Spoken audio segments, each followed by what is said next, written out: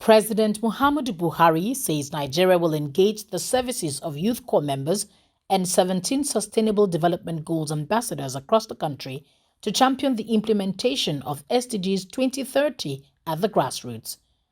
Buhari stated this at the virtual inaugural SDGs moment convened by UN Secretary-General Antonio Guterres during the high-level week of the 75th UN General Assembly.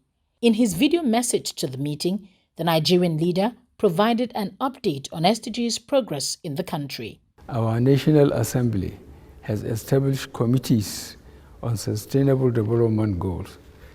The National Youth Service scheme is also ensuring that Nigerian graduates actively participate in the Sustainable Development Goals implementation processes by serving as SDGs champions at the grassroots.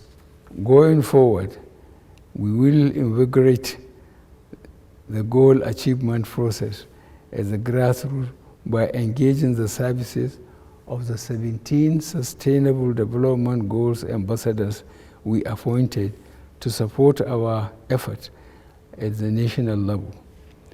We will also encourage more subnational authorities to appoint and train Sustainable Development Goals champions. The president also reaffirmed Nigeria's commitment to the 2030 Agenda for Sustainable Development and other internationally agreed development goals.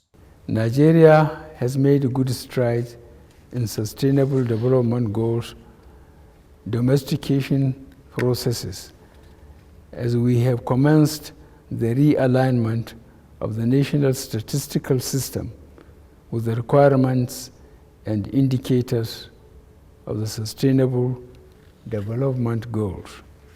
We have developed a novel homegrown integrated Sustainable Development Goals model as an analytical framework for assessing how policy making can better address the indivisible nature of the Sustainable Development Goals.